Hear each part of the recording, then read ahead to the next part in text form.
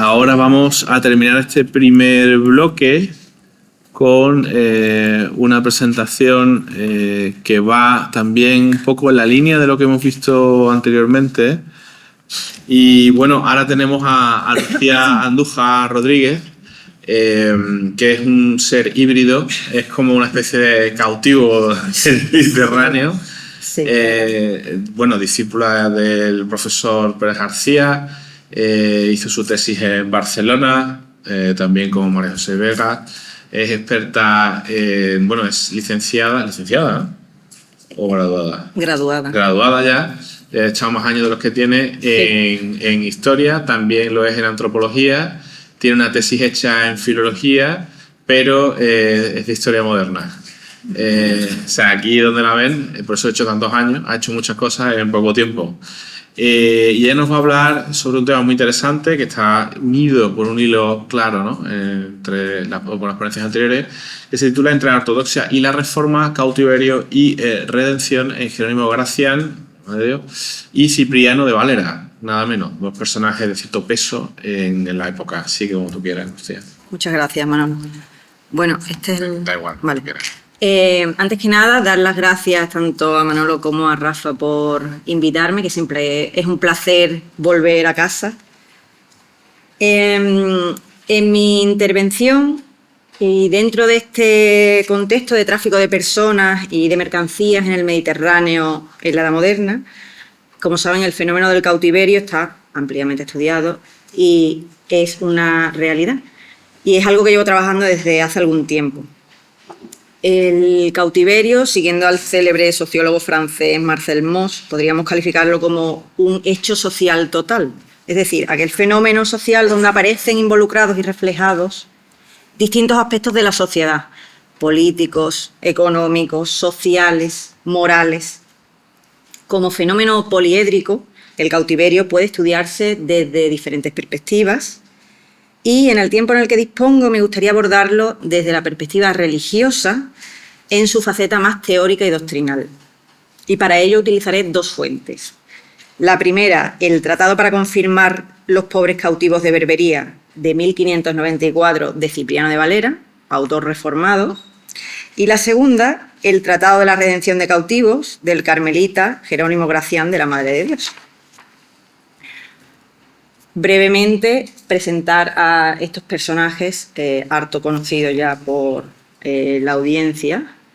Cipriano de Valera nace en Fregenal de la Sierra, en Badajoz, estudia en Sevilla, discípulo de Benito Arias Montano, profesa en el monasterio Jerónimo de San Isidoro del Campo, en Santiponce, y pertenece a ese grupo de frailes protestantes que terminan exiliándose en 1557. Valera, tras una breve estancia en Ginebra, se va a establecer en Londres, que es donde va a residir, a excepción de unos meses que residirá en Ámsterdam para imprimir la traducción de su Biblia. Y será en Londres en 1594 cuando publica su Tratado para confirmar los pobres cautivos de Berbería en la católica y antigua fe. Por su parte, Jerónimo Gracián nace a mediados del siglo XVI, estudia en Alcalá de Henares y en 1572 profesa en la Orden Carmelita.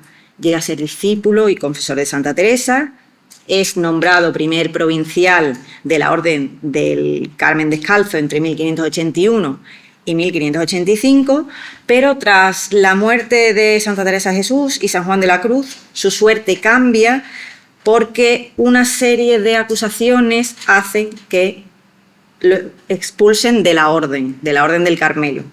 Él va a iniciar un proceso legal bastante cruento en Roma para que se le readmita en la Orden del Carmelo, y a lo largo de este proceso es cautivado en octubre de 1593 en aguas italianas por corsarios tunecinos que lo llevan a Túnez, donde va a permanecer cautivo 2 años. Una vez que es liberado, escribirá su Tratado de la Redención de Cautivos, que se publica en Bruselas en 1609, aunque hay manuscritos de la obra que ya están circulando en Roma a finales del siglo XVI. podríamos pensar que ambos títulos se tratan y pertenecen a lo que se conoce como la literatura de cautivos, aquella que relata la vida de los cautivos con todas las miserias que sufren, describe el norte de África y cómo se inserta el fenómeno del cautiverio en ese norte de África, expone relatos moralizantes, como solían hacer los redentores, sobre todo en las órdenes religiosas de la Merced y la Trinidad. Sin embargo, solo podemos incluir en esta categoría de literatura de cautivos a Gracián, ya que la obra de Valera era en realidad un manual de doctrina protestante. Cipriano de Valera desconoce la realidad del cautiverio en primera persona, a diferencia de Gracián, por lo que su relato se va a inspirar en una formulación teórica. Y además de pertenecer a confesiones diferentes, hay otra cuestión que marca una diferencia esencial entre ambas obras, y es el público al que se dirigen cada una de ellas. Mientras Gracián lo va a destinar a los fieles cristianos para moverlos a la compasión y que ayuden con limosnas a redimir a cautivos, el de Valera, por su parte, estaba pensado para los cristianos reformados que estaban apresados en Berbería.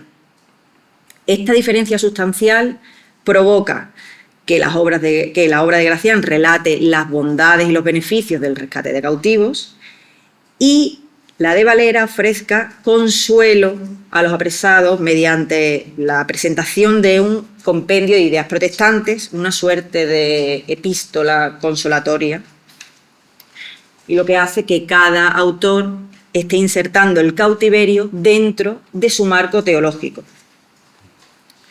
A continuación trataré los principales temas que se desprenden de cada una de las obras a partir de una perspectiva comparada entre ambas. El primero y central, en relación directa con la confesión que profesa cada uno de los autores y con los lectores a los que están dirigidos, fue el que tenía que ver con las obras y la fe, y por supuesto la salvación. Un debate teológico, punto caliente durante todo el siglo XVI, por supuesto, y el siglo XVII. Jerónimo Gracián, dirigiéndose no a los cautivos, sino a los cristianos libres, va a definir la redención como la suma de todas las obras de misericordia.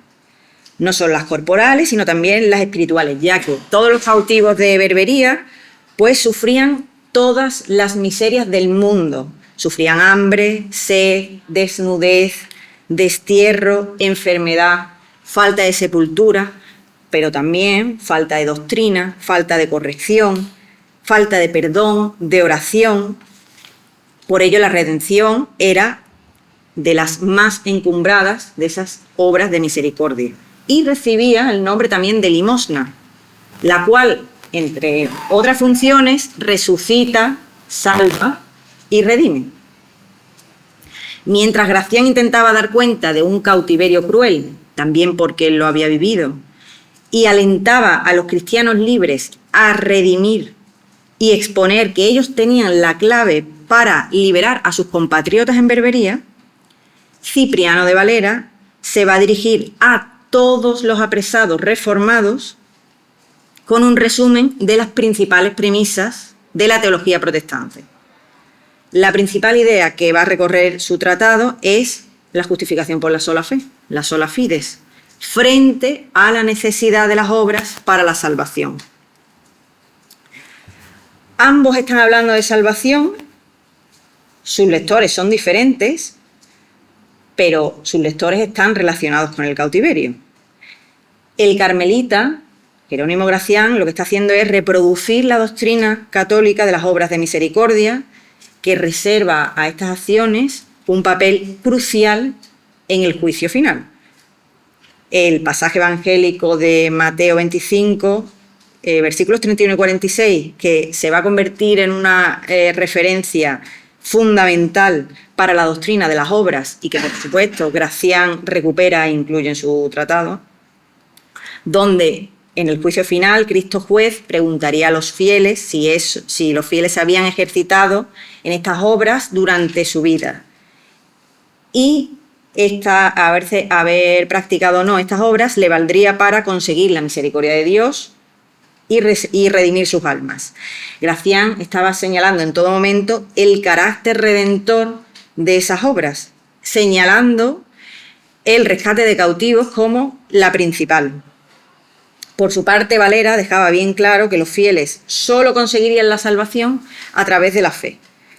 Valera también alude a este pasaje de Mateo 25 donde se relata el juicio final. Sin embargo, lo hace desde una perspectiva muy diferente. Y es también interesante porque Gracián simplemente lo cita y ya está, lo da por sabido, y Valera se lleva un tiempo para explicar por qué ese pasaje no está justificando las obras, sino lo que justifica es la fe, porque las obras son un resultado de la fe. Sin fe no hay obras. Para ello, antes de trabajar ese pasaje de Mateo 25, lo interpreta a partir de una lectura de San Pablo, de la segunda carta a los Efesios, donde se resaltaba la salvación por la gracia y la fe en Dios. Al calor de esa lectura, interpreta la de Mateo 25.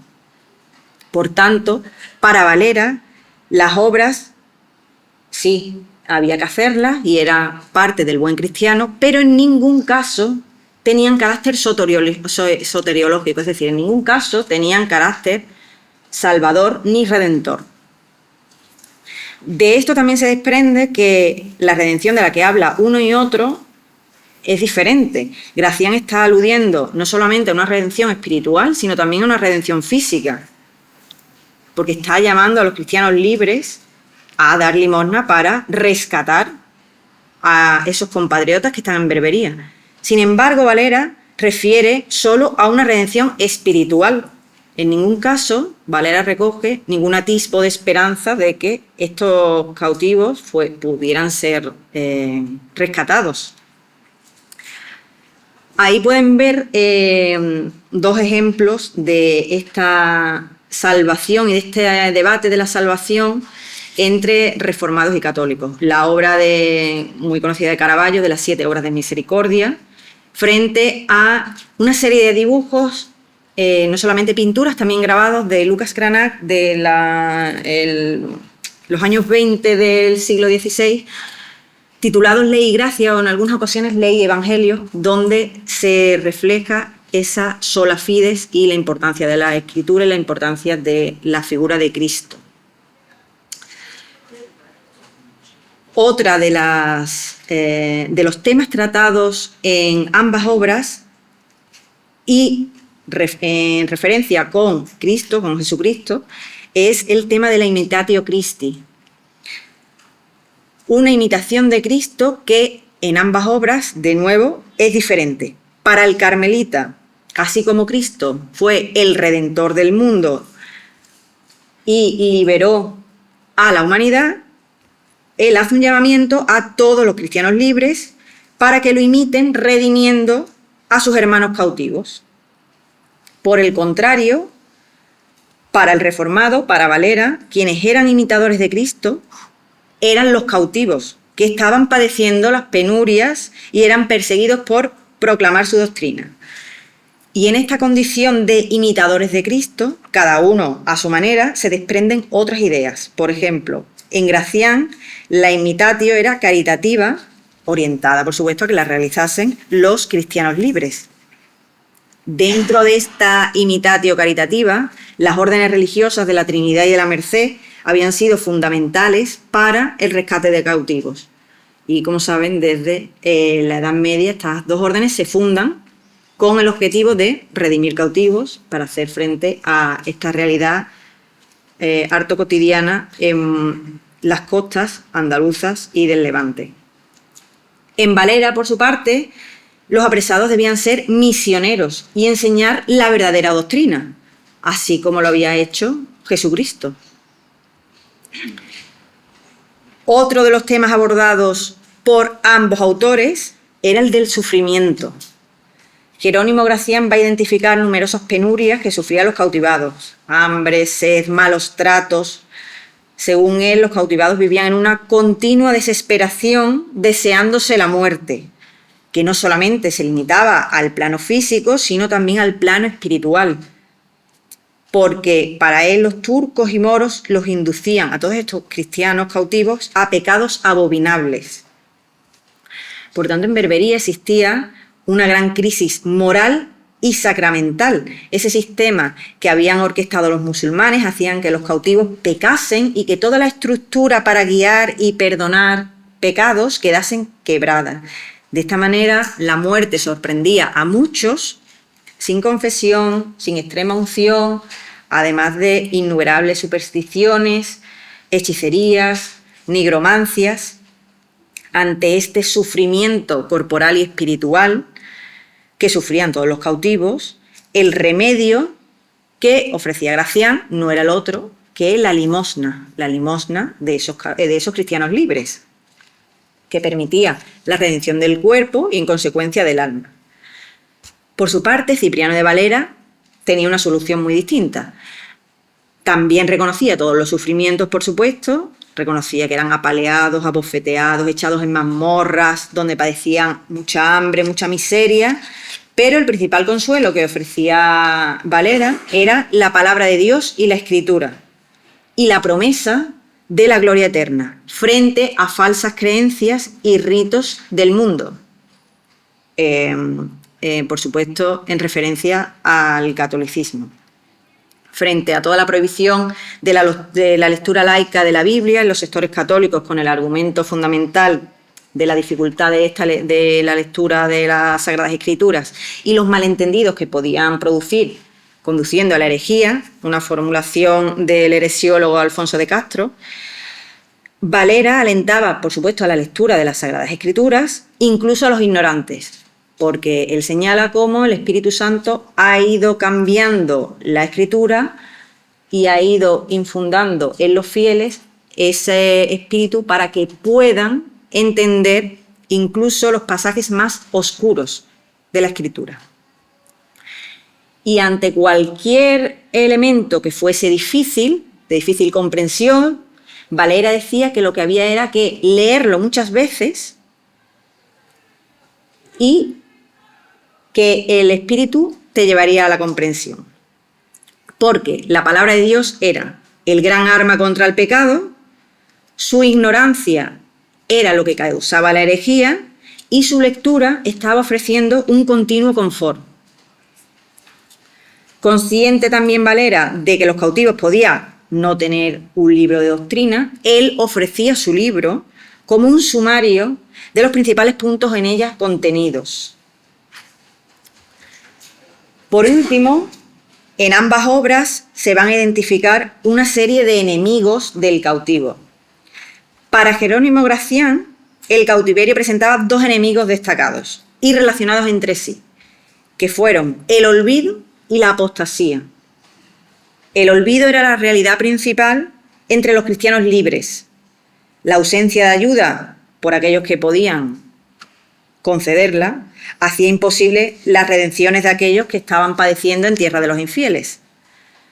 Por su parte, la apostasía estaba afectando a los cautivos y esa pérdida de esperanza en que los pudiesen rescatar llevaba a uno de los grandes problemas doctrinales del norte de África. Además, Gracián también afirmaba que el peor enemigo de la cristiandad eran estos renegados, porque tenían todos esos conocimientos geopolíticos que podían ayudar a los infieles a conquistar distintas zonas territoriales, además de apresar a otros cristianos libres.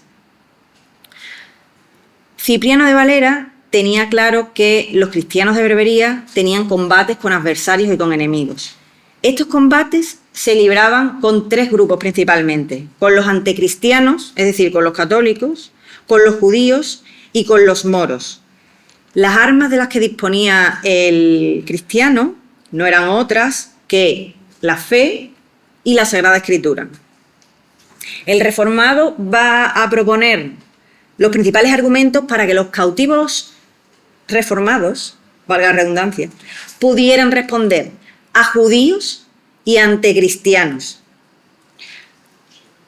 Por supuesto, a los antecristianos, a los católicos, rebatiéndoles que estaban sumidos en una serie de errores, que estaban en el pecado y que había que defender, entre otras cuestiones, la salvación por la sola fides. Y frente a los judíos, el caballo de batalla era manifestar que Jesús era realmente Dios. Por su parte, a los musulmanes, el Cipriano de Valera defiende que con ellos no hay que establecer ningún diálogo ni ningún debate teológico, puesto que al no aceptar las Sagradas Escrituras, con ellos no había nada que hacer, simplemente mantenerse en la fe, en una de esas dos armas que disponían estos cautivos reformados. Para concluir, a través de estos textos vemos cómo el cautiverio se convierte en un campo de batalla doctrinal entre dos formas de entender la salvación, una que pasa por la oración y por la acción y otra que se refugia en la fe. Reflejo estas dos formas de entender la salvación de la ruptura religiosa europea y fruto del proceso de confesionalización que se alargará hasta las primeras décadas del siglo XVII. Por supuesto, el cautiverio tiene, como ya señalé al comienzo, otras muchas facetas, pero he querido poner en valor la cara religiosa doctrinal y recuperar estas dos fuentes que nos valen para estudiar uno de los ámbitos de este hecho social total, que es el cautiverio. Muchas gracias.